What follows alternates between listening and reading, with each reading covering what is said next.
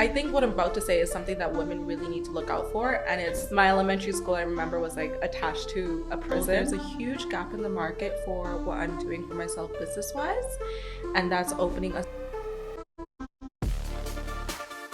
Welcome to Boldly Human, the podcast where we dive into unconventional ways to make money, unique cultural perspectives, and mindsets that help you live a life more true to yourself. I'm your host, Cassie, and in today's episode, we'll be talking to Malia, who has lived a life most people only see in movies. From overcoming a difficult childhood, escaping an abusive home, travel romances, finding marketing clients, and even discovering untapped opportunity in the market for investing in Bali, we talk about it all.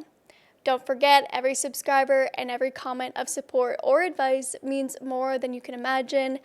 Thank you so much for being here from the start. Now let's get into the episode.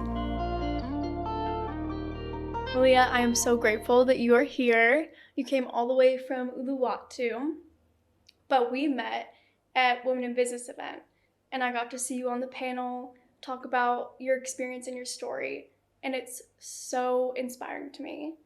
So that's why I really wanted you here to kind of talk more about that. But what's it been like living in Uluwatu? And what's been your experience? Why did you move there? Thank you, Cassie. So yes, like she mentioned, I do live in Uluwatu, but I've lived in Canggu for the last 3.5 years. And I just found that the hustle and bustle of Canggu really got to me. And I was like, okay, I need a little bit of escapism. I need a little bit of peace, tranquility, and calmness, all of which Ulu provides. But also, there's a huge gap in the market for what I'm doing for myself business-wise. And that's opening a salon and aesthetics clinic down there. And that's actually the main reason I moved down there. But otherwise, Canggu still has my heart. Yeah, because everybody always says that they love both. Mm-hmm. And I always want to know, like, what the reason is. People go to certain places, but Canggu is, like, crazy with traffic and just crazy overall. So you kind of have to, like, be mentally prepared for that. But you've moved around a little bit. So your parents are from Bangladesh. And then you moved to Germany for a little bit when you were younger, and then they moved to Canada. Is that how it happened? Yes. So I was born in Bangladesh, and at a young age, my dad actually went off to Germany to study. Okay. So he was an engineer, and then we went and joined him over there a couple years later. And then from there, we moved to Toronto, Canada, where my parents continued their studies. And then from Toronto, we moved to my hometown called Windsor, and I was there since the age of about 4. And we had very, very humble beginnings. We lived in the worst side of town. My elementary school, I remember, was like attached to a prison. So, oh, wait, what? yeah, girl. And oh my gosh. Yeah, most of the people I went to school with, like, they're in jail, dead, yeah, not to get into like very negative stuff, or we're just like really young parents that continued those toxic cycles that they were exposed to growing up. Oh my god. So they were in just an area where that was kind of more of the culture. That was just the norm, and that's just because people were boxed into that way of thinking. There was like really no way out, or child support was the only way to get income. They were just limited. Wow, I did not know that. Mm-hmm. So with your parents, they obviously, your dad was an engineer still in Canada. In Canada, yeah. Okay, and what did your mom do? She's also an engineer. So okay. They work really hard. So we went from living in the worst side of town to moving across town to the best area because they both hustled so much. There was a time where they lived separately. I lived with them separately. I lived in the States. My childhood was very turbulent. I was always moving around. And then I also applied to a really prestigious school, which you can only get in using like certain tests. Okay. And then I was able to get into that in high school. I actually missed the deadline, but I literally at 13 years old, I rang up like the head board of directors and I was like, listen, I'm adamant. Okay. I want to get me out the hood. And basically I got in, and then that's where I feel like my life actually started. Like I was surrounded by a lot more positive influences. Like I can't fathom if I was only exposed to what I was growing up with, what my life would have looked like. Right. And then also having your parents be from a very different culture than everybody around you. What was that like? I actually have so much respect for my parents now, but at the time, oh my God, I was their living hell, their nightmare, because I had a foot in each culture, my Bangladeshi culture, and then also trying to fit in with my Western friends. And so there was a lot of things I wasn't allowed to do, like going out to the movies, even like using the internet and computers at my freedom. Like I was supposed to use it only for like school and studies, and I was like very caged in just because they were very protective. And obviously coming from the neighborhood that we came from is, it was hard for them to let go. But also when you have strict parents, it creates very mischievous children. Oh my gosh, if I had strict parents, I would have been oh yeah, crazy. So imagine I was sneaking out. I had a secret boyfriend. Okay. I did everything you name. I did. I was still a good kid. I don't think I had exposure to like, the vices like drugs and alcohol until like maybe at the later end of high school. Okay. But I definitely did everything behind my parents' back. And now I'm looking back and obviously I have a lot of regret for that, but they made me who I am today. So right.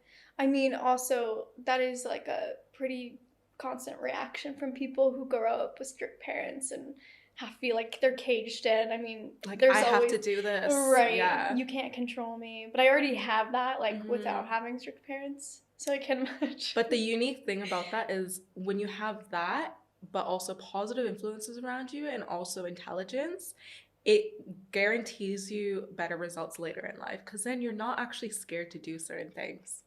Really? Yeah. Because you have that risk factor. Like, what am I going to lose? That's true. And so you ended up going to college for engineering. I did, yeah. But you switched to marketing. Yeah, because, I was at a point where I'm sure a lot of university students can also relate to, which is they didn't know what to do with their lives. And I was good at maths and engineering. I remember I would sleep through maths class. And my parents were engineers. My brother is an engineer. So I was like, okay, naturally, I feel like, right, it's written itself that I go to engineering. And so I did that through university. But in parallel, I actually was going through a really hard time in my life because I was going through an abusive household and trying to get out of that. And my boyfriend at the time, my high school boyfriend, bless him, love him, he paid for my first and my last rent to get out of that situation. Yeah, and I had not a dollar to my name. And then from there, I worked like 3 jobs, barely ate. There was one time I even passed out on the bus because I was like just so overworked and doing engineering. Right. And yeah, it was really hard. And school is really expensive in Canada, as you know, being from the States, right? Yeah. And so I was doing all of that to support myself. And I remember the first year that all of this was happening, I remember there was this internship in Germany that I really wanted to apply for, but I just never thought I'd be able to do it because I was like, no, my limiting beliefs were my grades are not good enough. Okay. They don't have enough women in the program anyways. They would never look at me. And I just kind of like let it go. I was like, let go, let God, put it in the universe. It would be nice if I had this, but it's okay. And then flash forward a couple years after that, I actually broke up with that boyfriend. Unfortunately, we just grew our separate ways. Right. And I was like, what do I have to lose? I applied for it. Okay. And I did not have the grades, did not have any other really redeeming qualities that would get me that position. And I got a call and they're like, yeah, come in for an interview. Completely like not half-assed the interview, but half-assed the interview because I was like in my head, I'm not getting this. Right. It was just not attached to the outcome at all. And then I got the position and then I moved to Germany. And that was before COVID, right before. Spent a year there, traveled, went to more than 30 countries that year. Okay, that's when you got the travel bug. 100%. Okay. I was addicted. My it's so hard account, once you start, you're like, you can't stop. You cannot stop. You're like, okay, what hostel deals can I get? Like, yes. God forbid, I can't. Those days are behind me, the backpacker days. Yeah, but they were fun. But it was so, like, I always tell people, like, it's not what you think because so many people see the movie hostels and they're like, I can't. They're grim. They're so bad. They look so gross, but I stayed in really, really nice ones where I was like, this is better than any hotel. Oh, yeah, like some of them ones in Switzerland, they were so nice. They were like bougie, and they're like £10 a night, basically, or 10 francs a night. That is amazing. And you meet so many people that way. Did you solo travel? I did solo travel a lot. It was like half and half because I lived with like 10 other students. Okay. And then COVID also hit that year. So imagine, I also lost my job that I moved to Germany for. And so I was stranded in a country. And I remember I went on a walk. I sat on the top of a hill, and I got a call from like the director of my university. And was like, yeah, they don't know what they're going to do with you. You're just stranded in Germany. So I was like, okay. So that same spirit I had, remember when I was 13 and I called up the board of directors and I was like, listen, get me out the hood. Same spirit. In that same spirit, I called up the second job offer I had from Germany, because there was 2 internships I could have gotten. Okay. And the second one also wanted me, but this one was offering me more, so I went with the first one. They gave me like a car, a nice apartment, all of that. Okay. So then I called up the second one and I was like, listen, tail between my legs. You're like, please, I don't want to go back home. I don't know what to do. And fortunately, they had a couple students leaving, so there were a couple vacant positions. So then I moved across Germany and filled those positions and ended up staying, had the best year of my life. Wow. So then how long do you stay in Germany for? A year, yeah. A year. And you traveled to 30 countries in 1 year while doing your internship. Yeah. Oh my God. There's some crazy stories there. I backpacked through Scandinavia for 10 days. Did you ever have any travel romances? Oh, girl. Sis. That is a cheeky question. I'll tell you this. Before you do anything in your life, I really, really suggest having a separate journal before every chapter in your life. Oh, yes. Absolutely. So, I do have a journal. I have a journal, girl. I have a journal with all my little romantic escapades. For my parents' sake, I won't dive deep into it, but what I like doing is I would write a chapter about each guy I met. Usually, like, it wasn't one a country, like, not that high, but it could be. No judgment. Listen, we're naming numbers. I was fresh out of a 5-year relationship, bear in mind. Fair. Honestly. So, yeah, I would write a chapter about each guy. Okay. And then what lesson I've learned from it. That's so smart. And there's been like some chapters that were like that were 1 night long, and there were some chapters that were like 3 months long or 3 years long, you know? It was a couple, yeah. That's what made you like inspired to do that? I'm such an overthinker that I need to get all my thoughts down on paper. And I think maybe it was that experience in itself, that's where I actually really made it into a concrete habit. Okay. And now I'm doing it, for example, for business. So like I can look back and say, okay, these were the wins, these were the losses, these were the obstacles. Okay. What can I learn from? Okay, what do you think was one of your biggest lessons? With the romantic escapades? Yeah. Ooh. So my biggest lesson in love, I would say, is how I would phrase it, was I met this guy. He was actually more local in Germany. Okay. And it was from the first location I lived in. So right before I lost my job. And we fell head over heels. It was a very short whirlwind romance. And then I had to move. Right? And also, listen, I was out of a fresh 5-year relationship, so I was having my fun dating around, but he was the one that really stuck out. He was such a family man. Like, he showed me all these, like, hidden gems, like, you can't even see on maps. Like, we'd go hiking, and he'd set up picnics, like, out of a book. Yeah. Yeah. And a man written by a woman. Literally, that's the best way I'd put him. And I moved to the other town to work, and then I lost touch with him a little bit because he wanted to date someone who was actually more local, and I was heartbroken. Well, yeah, I was so like, sad. How dare you? You don't think your connection is like strong enough? Da da da, whatever. But I was like, you know what? Timing is everything when it comes to love and relationships. And so I actually reconnected with him again, and he said, you know, come down. You're gonna go back to Canada soon. Like, at least, like, come see me, like, you know. And I was like, okay, we go. And obviously everything is ignited again. Right. And it's a whirlwind. He's like, let's just go on a trip to Switzerland. So he booked a cabin. Oh, I love that. Man written by women. Like, so this. I'm like living vicariously right now. I had so many great love stories in that year. Yeah. But he booked this artist cabin in the middle of the Alps. And yeah, it's like an artist studio completely decked out with like painting stuff. It was so romantic. Okay. And then from there, we stayed in a little mobile home that he also booked out in the mountains. So like there's no reception. He brought his like grandfather's wine, set up another picnic, and like you could see all the stars. Cute. Yeah, I literally in my journal I have it drawn out like that scene because I just wanted to remember it forever. That's out of a movie. It was so good. Yeah. And it was like a kind of like a goodbye trip, and we like went back to Germany. We did a bunch of things in Switzerland, like, you know, hiking, all that. But then the time came to an end. We went back to Germany, and you know, I literally cried when I said bye to him. Yeah, I mean, that was like a high. Yeah, it was a high. I don't know if I loved him, but like it was definitely a deep story. Right. And then so yeah, we just stayed in touch while I was in Canada. But that I'm the type of person that's like, okay, we're going with the flow, but can I swear? Yeah.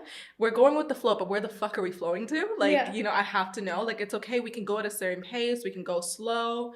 But if you want me and you want us to work, I have to end up in Germany.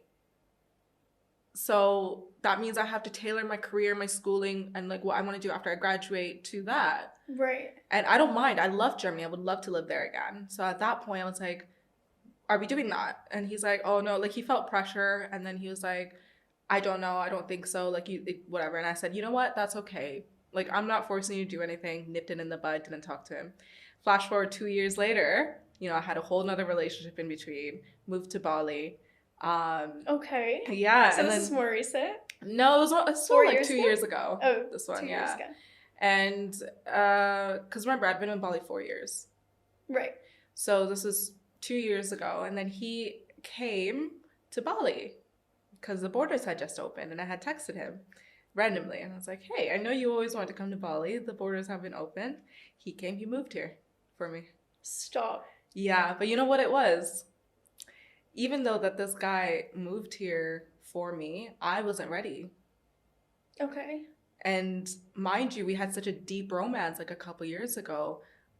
But in that time, I just grew as a person, and like I wanted different things and he wanted different things. And because he didn't take that leap forward at that time and like was held back by his own emotional vulnerability, I just didn't want it anymore. Okay.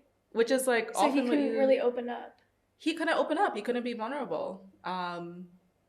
And I felt really bad, but I was being really avoidant when he came. I just I didn't want to see him anymore. Right. And that's when I realized like people just grow apart.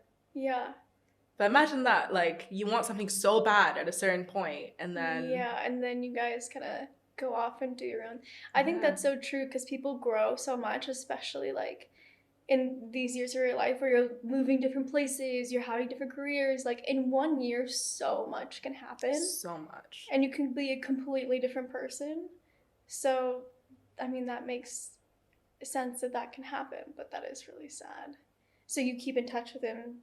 Sometimes? No, I didn't think it was healthy. Like it's not like we have mutual friends and we don't have mutual, like there's no point.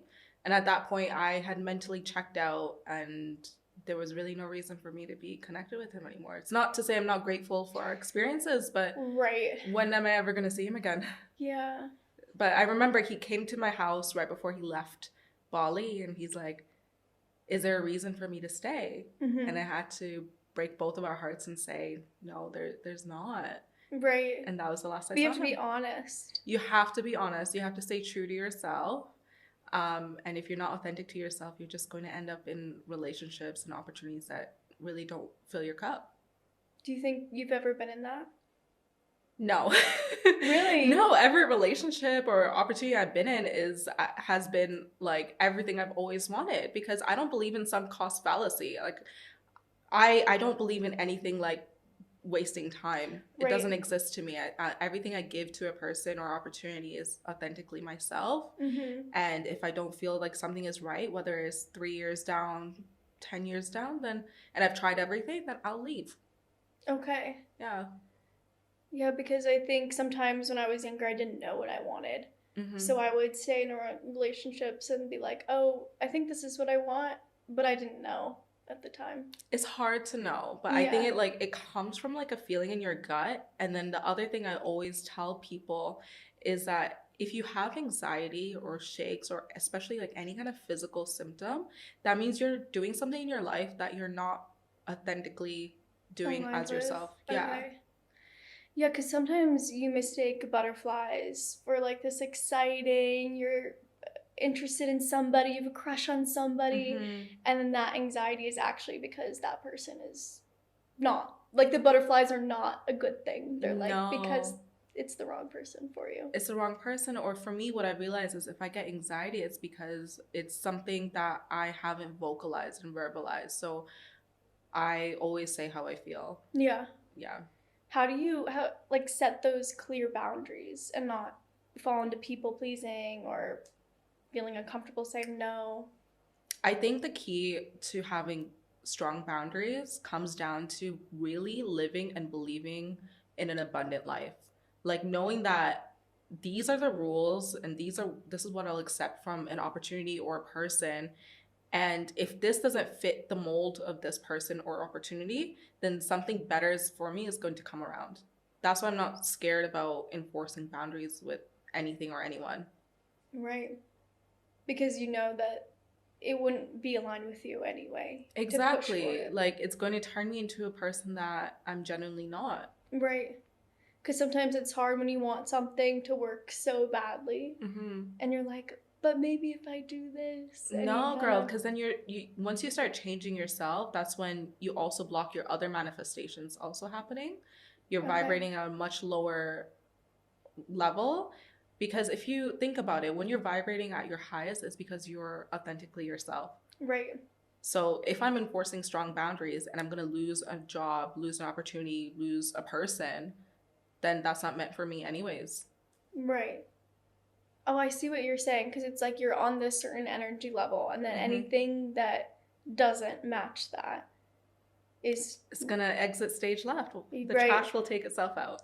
I love that saying. Yeah. It's so funny.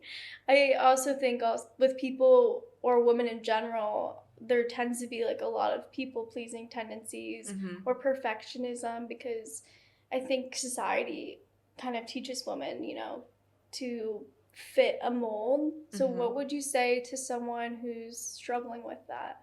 So I do think women struggle a lot enforcing boundaries in not only relationships, but also in workplace settings and business especially.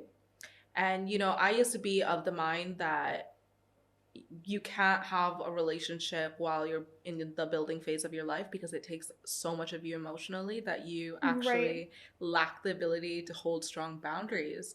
But that's a limiting belief. So I like that. Yeah, right? I do think relationships... Oh, I have that. Really? Yeah, that's a limiting belief because that's stopping you from attracting the love that will actually fit your life right now. Right. And I do believe that I'm a woman that can do anything.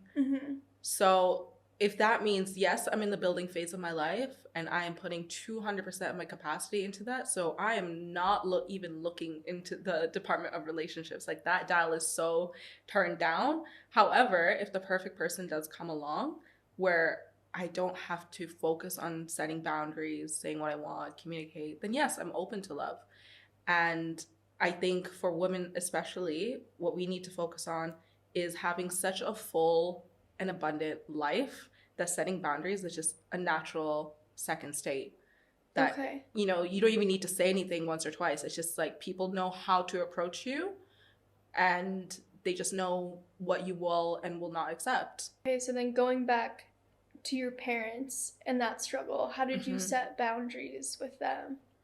My parents was a very difficult situation. It was a very abusive situation. And, the average person does go back to their abuser 7 times. So it was very turbulent, very off and on. I think, we're in the repair stage of our relationship now. However, when I first moved out, and although my boyfriend at the time paid my first and last rent to get me out of that situation, I had to physically get myself out, right? So I was slowly moving things in my car, putting like articles of clothing. And then one day my mom noticed my room was slowly getting empty. Yeah, she went through my stuff, which is not an unorthodox behavior from her. Right, it's just that she caught on. She caught on is. But the thing about narcissists, which is my mom, like actually labeled from psychologists and therapists, is that when they realize they're losing their control on you, they'll pretend to be a certain person and be apologetic and try to wrap you back in. So that's what she did. She wrote me a letter. She's like, I'm so sorry if I failed as a mother. Like, please don't go. Da-da. But at the young age of 18, I was still like, nah, everything is in motion. It took me so long to get to that point. Why would I stop now? Moved out, and oh my gosh, that first night was horrible. My boyfriend had to come and console me at the time because she would not stop blowing up my phone, crying into my phone. Oh my gosh. It was awful, and I had to like, she was like, where do you live? I'll come to you right now. I had to like park my car elsewhere because I really thought she had a tracker on it, and yeah, so I did that. And bear in mind, I still had gone back.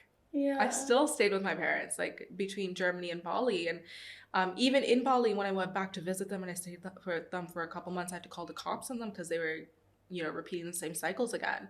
Oh my God. So all of that is to say, the reason I got out of that situation, and I'm actually in the repair stage with my parents now, is because I set really good boundaries. Right.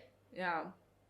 I mean, that is so impressive that you're able to set those type of boundaries, because like the level of difficulty of the action of that versus just saying, you know, like, I need my space or I need to get out of here. Like, a lot of times it's so hard to, even when you know what you need to do, to take that action to get out of a situation that's not healthy for you.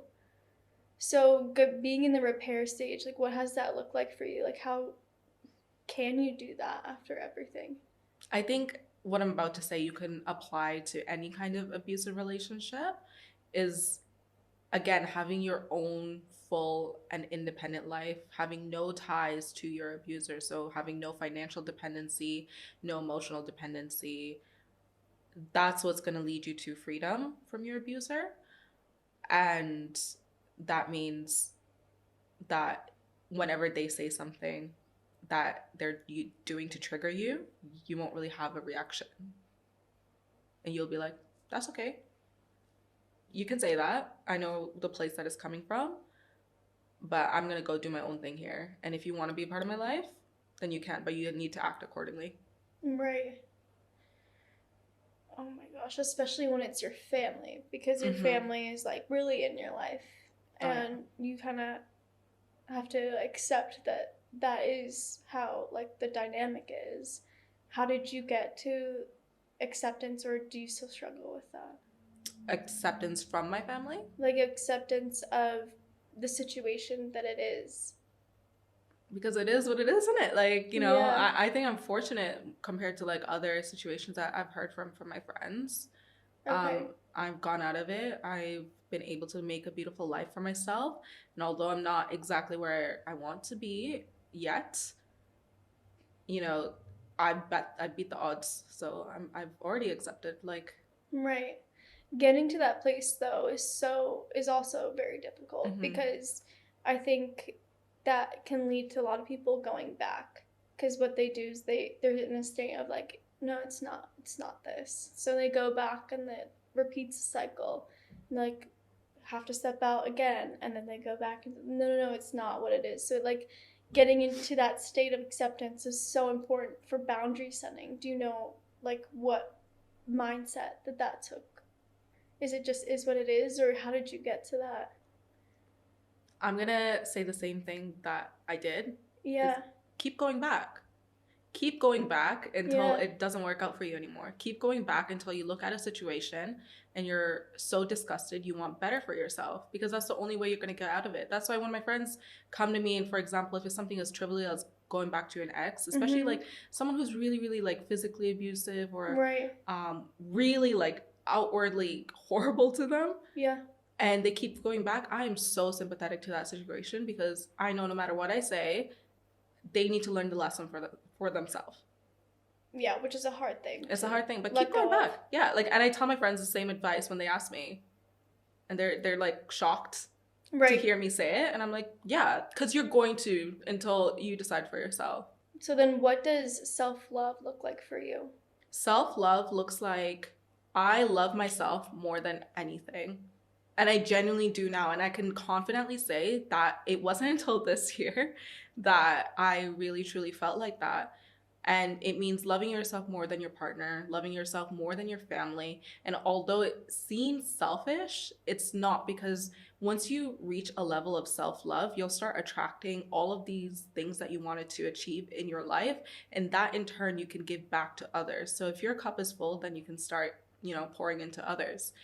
And when I did not have self-love, I had really, really deep abandonment wounds. And the abandonment wounds came from abandoning my own self and what I had going on, because I just wanted to people please others, especially romantic relationships. So as soon as I took a step back and I was like, no, like I need to start putting myself first, that's when the self-love came. So when I started achieving all these goals I always wanted to do, and things started happening. And like I said, this was just a recent thing. Really? Yeah. What do you think has been the hardest time dealing with self-love? I think the hardest time dealing with self-love is a story I've already shared with you. Okay. But I'll briefly touch on it now. Is I went through my own share of mental health issues, and I had really, really deep anxiety issues going through university, naturally with engineering. But I think that coinciding with my abandonment issues for my parents, and reaching out to them and not having the help or support I wanted or needed from them, pushed me to such a deep spot that I actually had an overdose situation. So I took 200 Xanax pills and half a bottle of whiskey. I was in psychosis, so most of this I don't even remember actually doing, even like going to the pharmacy, purchasing this. Like I was on just robot mode. Which is apparently something that happens when you get so deep into like anxiety and depression, like you just go numb. And fortunately, I don't know how, about the one person I texted about this situation, she was in Europe at the time. It was like 3 or 4 a.m. her time. Wow. And she should have been asleep. But she got the text and she called someone else up in Bali, and that guy raced over to my villa, and the door was unlocked. I don't remember any of this because I was already unconscious. And he took me to the hospital, and I was in a coma for a couple days. And thank God my friends in Bali, they were a rock. They took cycles and shifts at the hospital to take care of me. That's amazing. Right? And I don't even remember any of this.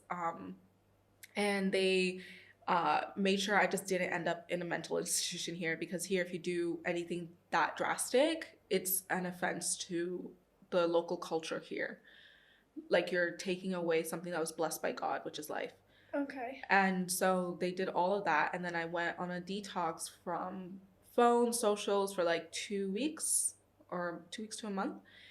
And I had a 24/7 nurse, and that was the time that I really zoomed out. So if anyone can do anything for their mental health, I know it's not possible for everyone because they have work and stuff going on, but even if you have to sacrifice 2 weeks of vacation this year and like take that time to like just clock off of socials and disconnect from the world, it was the best thing I ever did. Because when you're actually alone, you actually realize how you think, what you like, and also going through that abandonment from my parents, like I'm here, like I don't need them. Like, it made me realize that, like, I got me. That you are enough. Yeah, I am enough. And that's where I think was the pivotal moment for self-love for me. I mean, being able to share that, I heard the story when you were speaking on the panel. And the way that you had mentioned that it was the first time of you sharing the story, and being able to be that vulnerable and articulate your words that well, I was just so impressed, because that like takes such an intense strength to be able to be up there with people around and say, no, like this story is a part of me, and this story is going to empower other people to understand that we all struggle. I think there's so much loneliness right now in the world. There's a lot of people who feel so distant from other people, whether that's because of social media, whether that's because we put in our AirPods all the time, or whatever that really is. It is something that a lot of people feel so alone, and being able to share that and like have other people know that they're not alone in that feeling and they're not alone in struggling was just like, I was just blown away. Thank you. Very inspired. Yeah, thank you. I think the reason I'm able to speak on it now is just a reflection of my journey and my mental health now, because I'm so sure of myself and my self-love that I can speak on it. It's like, yeah, that was my past. I've accepted it. Right. I've learned from it. So yeah, I can share about it, and I'm very confident about sharing about it because it's not an insecurity of mine. Exactly. And I don't think it should be. Mm-hmm. It never should be.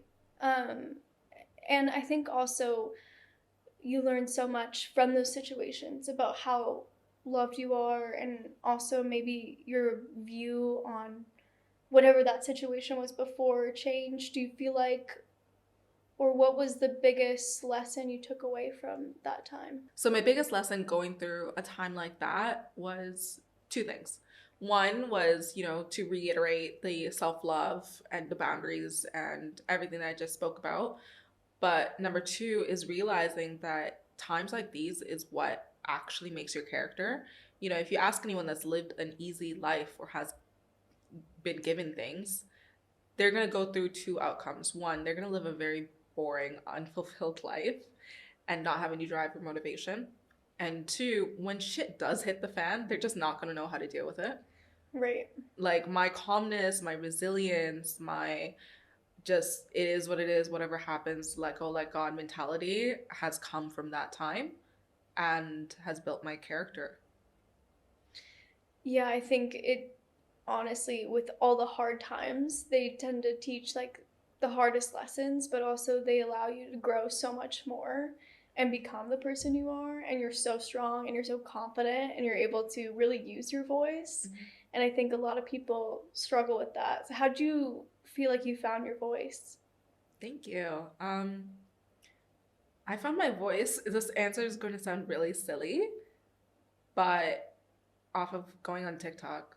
Okay. So simple, but I literally just started talking to the camera. It was supposed to be like a video diary for me and my friends. Yeah. That's it. Like I had a couple viral like travel videos and stuff, but that was like years ago, like 3-4 years. And then I didn't use it at all. And then I just started posting for my friends because I thought they were the only ones that were watching my videos. And then I wake up one day and then some videos are like at 5 million. Right. Million. And I'm like, oh, okay. So people like this stuff. Yeah. And then I just built my platform off of that. And truth be told, yeah, okay, I got money and sponsorships off of that, but like it's still never serious. Right. It's just like most of the videos are fun for you. It's so fun. Like I'll be going to sleep and I'll just say something, whatever's on my mind. Yeah. And honestly, the more I did it, the more I was able to actually articulate my thoughts really well. Okay. Be cohesive, be confident in front of the camera, and that's it, really. Practice makes perfect. Wait, explain a little bit about what your TikToks are about. Oh, they're so silly. They're so silly. It's just, I love them. I thought it was fun. I was going through, I was like, oh my gosh, this is great stuff. I tried to hide most of it, so. I think, I try to preface anyone that has seen me on TikTok versus in real life, because it happens quite often, like humbly, like I'll go to, like, for example, my lash studio, and they're like, we know you from TikTok. Really? And then I'm like, so shy in person, and but I come off as this one persona on TikTok, but that's all it is. It's a persona. Like, yeah, okay, I have the confidence, bad bitch, whatever, but like the ruthlessness, the cutthroat, that's not me.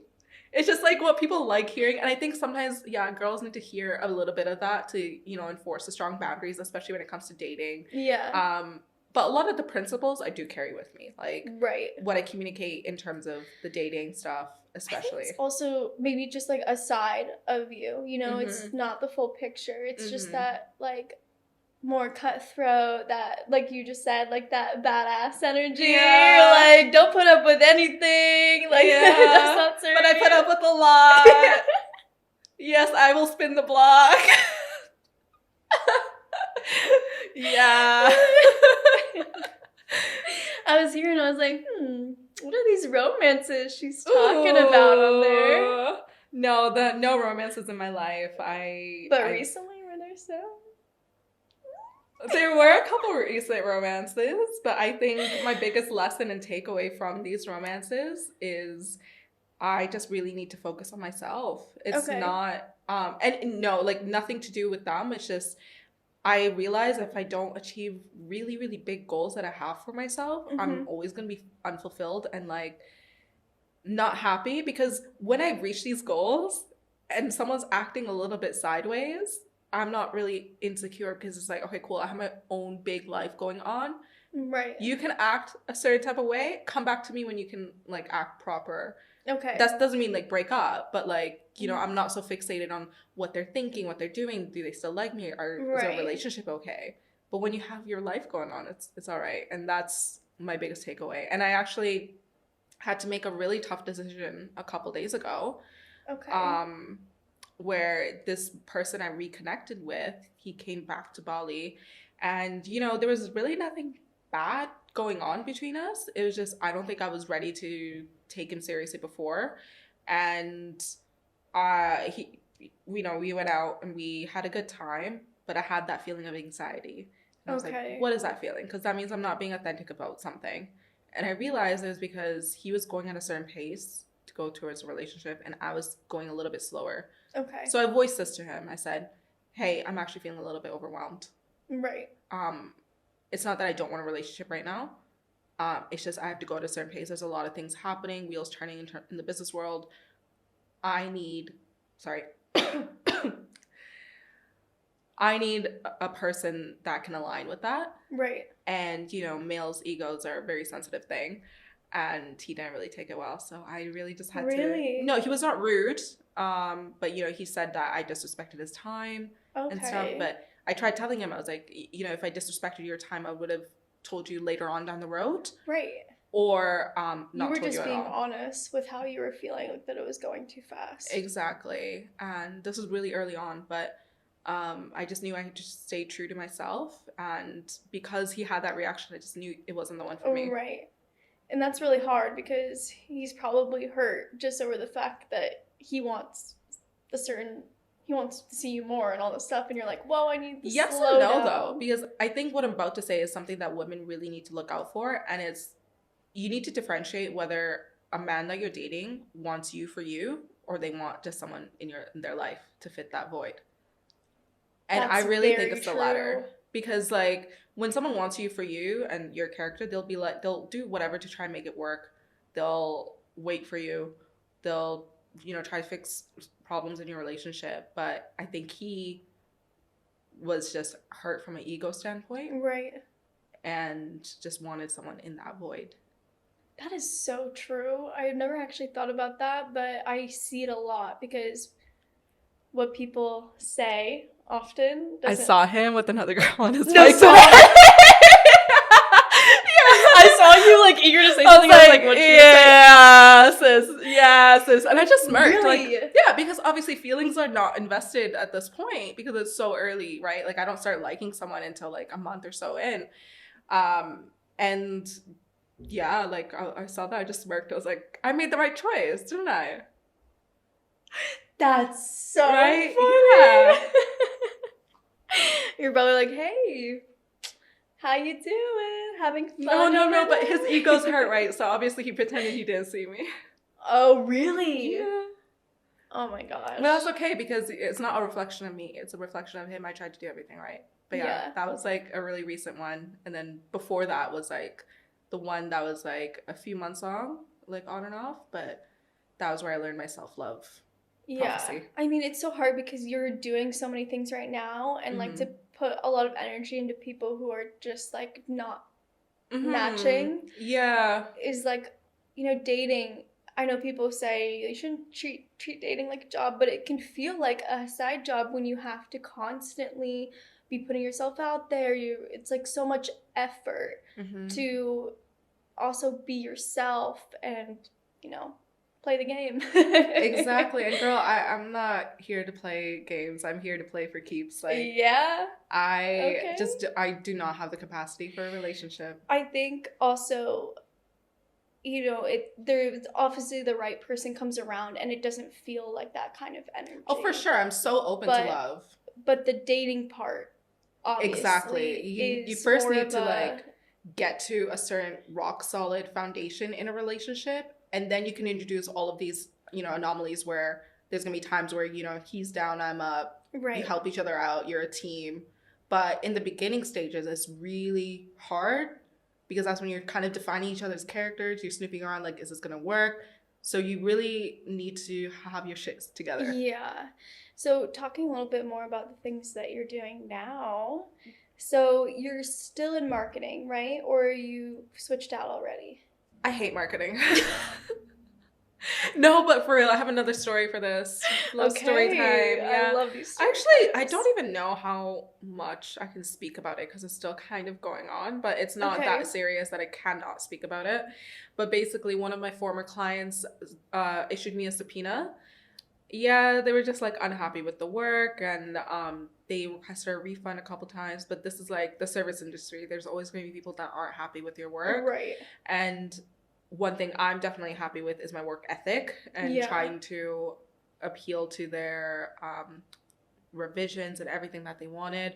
Long story short, they asked for a refund twice. I had to tell them like both times you can't, like that's not part of the contract, but I'm happy to work with you. It was a 3-month container. They kept pausing and it's now extended to like a 7-month whole process. And then, oh my gosh. Yeah, they asked for a refund in the end. And no matter how many free gratuity weeks and all of that I offered, they just weren't happy. There was and you're gonna face people like that in your life, not just in business and work, but relationships. Nothing you do is gonna make people happy 100% of the time.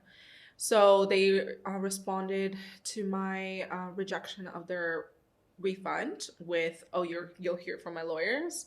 I thought nothing of it because, whatever, Bali, Yeah. Sure enough, was issued a subpoena. Oh my gosh. Yeah, and I obviously shook to my core because lawyers use these scare tactics, right? Like they issued it on the morning of a weekend, so it was hard for me to get in touch with my lawyers, and threatening to go to Bali Regional Police. Also tried to say like, oh my gosh. Yeah. Also, they were trying to threaten like over marketing. Working as a foreigner. So that's why they were just trying to get an apology from me. That's what they asked in the subpoena, and a refund. So the thing is, my company is set up properly. So like, but they don't know that because I didn't need to send them any documentation or anything like that. I don't send any of my clients my confidential documents. Right. And so obviously hit up my lawyers and I was like, okay, what do I do here? And now they've taken everything into their own hands and responded to it, and basically was like, we encourage you to study the law better. In the response, they're like, baby, we know the law. That's so funny. Yeah. Wait, what would it even be over? I don't understand how they could subpoena you for Listen, I haven't heard from them, but let me not speak too soon about it. And what? Yeah, so all in all, like, I really want to pull away from that industry and like just working as a freelancer or in the agency environment, but also small scale. Basically, it's just me and my lonesome. Like, I feel very powerless. And now doing a project with a team of investors and also people who have been here for a while is a lot more empowering, and I feel safe. And yeah. So what has your marketing journey been? Like, what kind of clients have you worked with, or like, were you doing mostly by yourself then? So I would say for anyone trying to get into this lifestyle first, primarily like the digital nomad lifestyle, how I personally did it was I had soft skills and transferable skills from my engineering background, and also notoriety from my engineering background to apply to jobs using sites like Upwork, Seek, and look for remote positions. And I found an account management position for an agency in Singapore. That was my first position. Hated it. Oh, really? Well, loved the job, hated the CFO. He was just like a micromanagerial piece of shit. I hate when people micromanage. Yeah. But you learn a lot from those bosses and what not to do, right, as a boss. And then from there, I got another account management position for an agency in Australia. Okay. And then simultaneously, I was taking on freelance clients in Bali and Australia and just internationally. Wow, okay, so then you kind of did more word of mouth after that, or did you mostly do online still? It was mostly word of mouth recommendations, but you can also, run ads. You can intern, an intern like take over clients. Yeah. There's a lot of opportunity. Okay. Because, yeah, I think that there is so much opportunity in the social media, at least, world. I don't know specifically what type of marketing did you do? It was social media primarily, but also like kind of branding, overall 360 marketing. So whatever they need, because realistically, when you're in this world, I basically come to my clients, they tell me a problem. I'd be like, okay, I can do it. Even if I have no idea how to do it, I'll find someone to do it. Like, I'll outsource. Right. I think also in social media, like, you kind of need to know it all. But I will say it is a very saturated industry now. And I think, where we shot ourselves in the foot is underselling ourselves, because now all of these companies and brands that hire social media managers or marketers, they expect a certain decorum of work for a lot less now. And, there's always going to be someone who's going to do a plan for like $500 a month, which is actually really underselling yourself. It is, yeah. It is, yeah. Like, you're working for pennies an hour. Yeah. And, so if someone is to get into this travel digital nomad lifestyle, I don't think you're going to be very fulfilled and happy anymore in social media if you're just starting off. The best case is going under someone's wing and then partnering up with them later on. Or honestly, there's so much more opportunities in AI, in tech, in sales, especially if you're a girl, if you're a hot girl in sales, yeah, run with it. I agreed. Yeah. And programming. If you were in programming, absolutely, that is one of the best.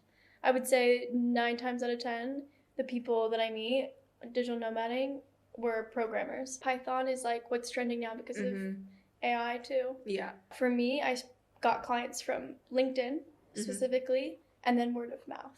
Yeah, word of mouth is that's why, like, I worked so hard in, for example, that lawyer situation with that client. I was working so hard not only to appeal to them, but like that's how you get most of your clients, and making sure everyone is in a good, happy position.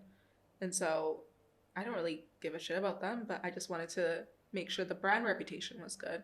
Yeah. And then what do you think is something you wish you would have known at the beginning of your marketing journey? Not to undersell myself, because that's how I end up in situations like this, because I discounted my rates for them. And one thing I realized is the people with the smallest budgets have the largest stick up their ass. Yeah, people who try to like squeeze for pennies are never the type of people you want to work with. Ever. My thing I wish I would have known is like, you want to make sure that if you're working in social media and they're hiring you for that, they should have like a basic understanding of what your job entails. Because if they don't, they're going to be like, why are there so many hours? And you're like, social media is very tedious.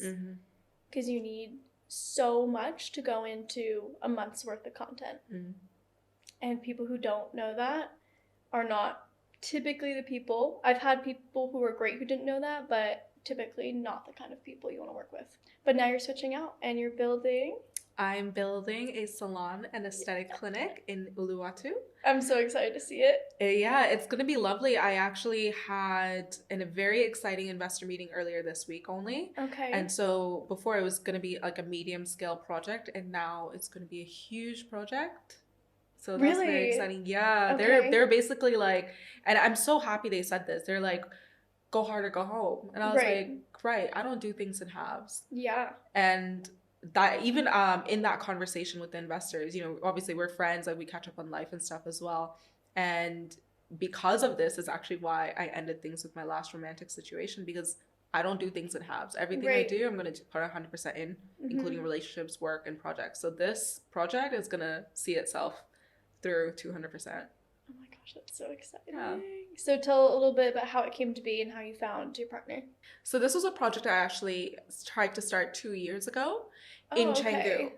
And I just noticed that it was a very saturated industry now. And also the investor at the time, he ended up pulling out and opening a hotel down on Batu Belong, which is a main busy street here in Canggu. So it worked out for him, but it also made me so demotivated and discouraged. And also I just knew I wasn't ready. Now looking back, like I definitely wasn't ready. Okay. And in those 2 years, I've worn so many hats. I've gone through e-commerce. I've gone through different job positions and just exposure to different business owners as well here, that I've learned so much in between, and also met the investors that are involved now. Okay. Yeah. So, I think everything works in divine timing. And the way I met my business partner is literally ran into her at the gym. And she's actually a really good friend of mine. The gym is a hot spot to meet people here. Oh, that's where I met like my last kind of person I was dating for a bit as well. So it's a great, but yeah, because like think about it, your lifestyle just matches, right? So if you go certain places at certain times, have the same values, you know? Yeah, and I mean you get to look a little bit before too. Yeah. What am I working with here? Anyways, like, I totally get, but yeah. So it was so funny. I literally walked into the change room and Haley, my business partner, was there, and she was like frantically like searching. Oh my god! Like I was like, who is this mess? And she basically turned to me. She's like, I lost my locker key in the locker.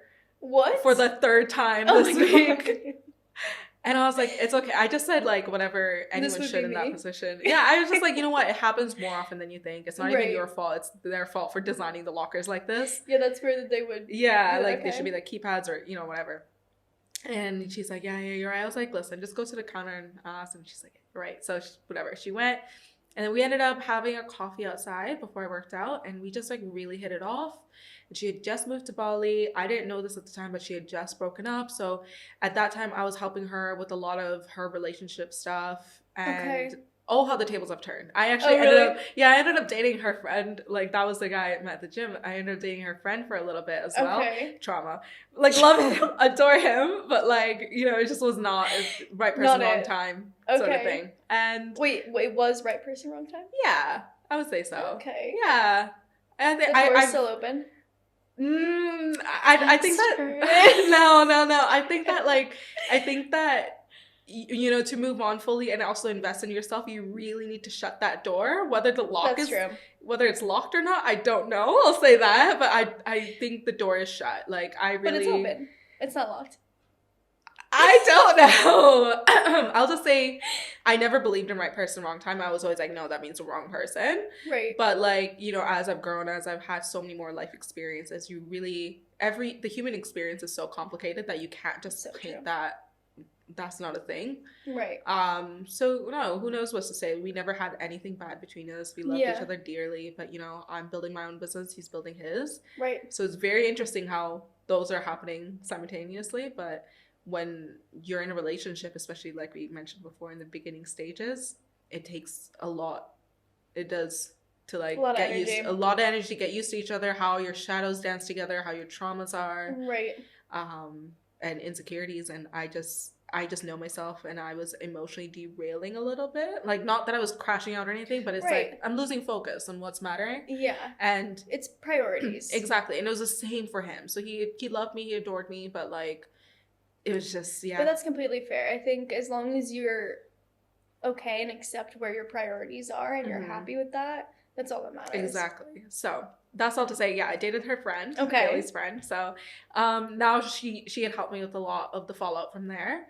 And, you know, everyone comes into your life for a certain reason. And I didn't know at that time that she would become such a good friend of mine. Mm-hmm. And yeah, flash forward, now she's my business partner. From that mess, I don't know what potential I saw in the locker room where, you know, she was losing her key and that. And obviously our friendship grew and became sisters. We lived together. Like, we traveled together. We've had so many experiences in between that led us to, okay, yeah, handshake on this. Let's be business partners. And I've had other business partners before. And I'll say the one thing that set this apart and made me sure was because we both value each other so much. Yeah. And I'm not embarrassed about telling her my downfalls and her vice versa. And that's not something I had in my past business partners. Like, I just felt like either the power dynamic was weird or I was taking a lot of the tasks or I just didn't feel valued. So all ends of the table. Yeah, there are so many ways that it could go wrong, and you really do. That's another sense of dating, is like finding a partner that works well with you, because there's so many ups and downs that you'll have, and having that transparency and honesty off the bat, that's really nice to have. Yeah, I think it just comes down to mutual respect, and that can be carried through any relationship, right? Yeah. So what is your design for the salon? Like, what do you think you want to do? So, I don't know if I can speak on it. I don't think the investors would be very happy with it. Because I can speak on like the theme, which is like more of a Venetian, eco, like, you know, we have a like couple really cool concepts like of like, you know, trees going through it and stuff. Oh, I like that a lot. Yeah. Like Mediterranean? No, we want to stay away from the Mediterranean. Like, we want to stay away from like the basic Bali architect. Okay. No, Venetian is a little bit more timeless, so it still has that concrete, clean look. But then with the eco infiltration in there, I think that will give it a little bit more, again, of a timeless look, and also natural, holistic, right? And something that strays away from like the cosmetic. You know, when you walk into, like, for example, places like, I won't name names, but like certain clinics here. A laboratory. Yeah, it feels like a laboratory where you're getting injections and stuff done, and it's not a very comforting feeling. It's cold. You want to feel like bougie. Yes. Yeah. The luxury feel. Exactly. So we do have the build out is an interesting idea, but I don't think I'm at a liberty to say. Okay. Yeah. And then what's been the hardest thing with building this project so far? To get started. Really? The imposter syndrome. And it's something I spoke on actually a couple weeks ago. There's no solution to imposter syndrome except to just start. Like, every little voice in your head or limiting belief that you have, it's just that. It's just a voice. Like, right. Who says that you can't do it? Yeah. Right. And like, honestly, things just start falling into place. Like, when you just don't worry about the outcome too much, even the investors and what we imagined. I didn't even know that they were gonna be down to do such a big project. I was just like, oh, it'd be nice, if they like were to jump on board, and then they're like, go hard or go home. That is amazing. Yeah. And also, what do you think might be the most surprising thing that you've learned so far about building here? I think, building a business in a foreign country is a very complicated thing to do, and as high and mighty as I sound like saying all of this, it could never take off the ground. Right. Like, that's the hardest lesson, I think. But it's something I've also learned 2 years ago. It didn't take off the ground, but look at everything I learned from doing that. And like, I'm applying to now. So I know that even if the slim chance, or actually no chance, that it doesn't go off, there'll be somebody else. There'll be somebody else that I can pour all of this knowledge and experience into. That's what makes me not scared, because it's like, I really don't care what other people think. Yeah. And my imposter syndrome doesn't exist. Yeah. What do you think? Is that the biggest limiting belief that you have right now with the project? I think so. I think it's a natural fear to have. Yeah. And I think a lot of people have it, and that's what stops them from doing things. And like, even speaking on concepts, people are so shy about. Mm-hmm. Like, when I was speaking about this, when it was just a concept, even just a few months ago, like, it wasn't like I was talking about it like, oh, I'm going to try and do this. It's like, yeah, this is happening. Like, and if it doesn't, it doesn't. But like, right now it is. And that's the most important part. And do you think if someone was watching this and I'm like, I want to build a business in Bali, what advice would you give them? Talk to anyone and everyone, because you don't know who's going to help you. We met our investors partying. Yeah. Like, and actually, I'm not the only business that has said that or met their investors like that. I've heard so many people say just by going out and meeting people here, it has changed their entire life trajectory. Yeah. Yeah. For sure. Yeah. And what do you think makes this that kind of environment? Because there's so many people that say that. There's so many people that come here for entrepreneurship. Like, why do you think here is such a hot spot? You know, I've traveled a lot of metropolitan cities in the world, and not that Canggu is any city to that standard. The one common thing it does attract a lot of tourists, travelers, and people with different experiences. Right. However, in different cities in the world, you're very limited to a certain tax bracket or audience that you'd have exposure to in certain areas. For example, when I was in London, you know, the people that you'd see in the restaurants and bars in Mayfair are of a certain class and decorum, versus like, you know, if you're going to Elephant and Castle in London, where it's just like so more blended here. Yeah. And then here you have exposure. You can go to Savaya, which is, it's a bougie club, and, you know, drinks are about like $25 a drink. Right. But you'll meet such a range of people. You'll meet the backpackers, but you'll also meet the owners of Savaya Group. That is so true. Yeah. I never thought about it like that. Because even if the gyms that you go to here, for sure, you can network so much. Like, everybody always tells me you gotta go to the gyms, like, you gotta go to, like, some of these events, and, like, once you start meeting one person, like, it really just takes one. Exactly. And this is, like, the privileges we really don't have as much in Canada and America. It is possible, but I feel like there's a glass ceiling. The dynamic is not the same. No, it's very different. And I think also being in a spot that's become more international and has a lot of people coming to invest because of, you know, what you can build for the amount of money, it also attracts, like, that range as well. For sure.